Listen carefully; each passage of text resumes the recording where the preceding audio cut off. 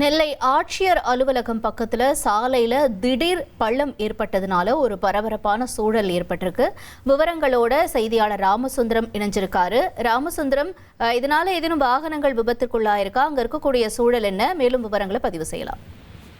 நெல்லை மாவட்ட ஆட்சியர் அலுவலகத்திலிருந்து மேலப்பாளையம் செல்லக்கூடிய சாலையில கடந்த சில நாட்களுக்கு முன்பு பாதாள சாக்கடை திட்டப்பணிகளும் அதே போல கூட்டு குடிநீர் திட்டப்பணிகளும் நடந்து வந்தது. அந்த பணிகள் முடிந்து தற்போது பகுதியில சாலை அமைக்கப்பட்டிருக்கிறது. இந்த சூழல்ல நெல்லை சந்திப்பு பகுதியிலிருந்து மேலப்பாளையம் செல்லக்கூடிய அந்த சாலையில இன்றைய தினம் ஒரு அரசு பேருந்து சென்று கொண்டு போகிறது. திடீரென சாலையில ஏற்பட்ட பள்ளத்தின் காரணமாக பேருந்து அந்த பள்ளத்திற்குள் சிக்கி வெளியே வர முடியாத நிலை ஏற்பட்டது. உடனடியாக அந்த பயணிகள் இங்கிருந்து மீட்கப்பட்டு அந்த வாகனத்தை மீட்கக்கூடிய பணியானது நடைபெற்று வருகிறது. இதனால அந்த மாவட்ட ஆட்சியர் அலுவலகத்திலிருந்து வழியாக மேலப்பாளையம் செல்லக்கூடிய சாலை முழுவதுமே போக்குவரத்து பாதிப்பு ஏற்பட்டிருக்கிறது. அந்த பேருந்தை அப்புறப்படுத்தக்கூடிய பணியில பேருந்து போக்குவரத்து துறை அதிகாரிகளும் போலீசாரும் ஈடுபட்டிருக்கிறார்கள்.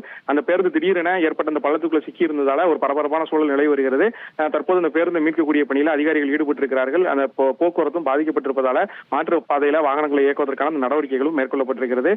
இன்னும் சற்று நேரத்தில் அந்த பேருந்து அங்கிருந்து அப்புறப்படுத்தப்பட்டு அந்த பாதாள சாக்கடை திட்டப்பணிகளால அந்த பகுதியில் வந்து விபத்து ஏற்பட்டதா என்பது குறித்து ஆய்வு மேற்கொண்டு உடனடியாக அந்த பணிகளை மேற்கொள்வதற்கும் மாநகராட்சி அதிகாரிகள் அந்த பகுதிக்கு விரைந்திருக்கிறார்கள்.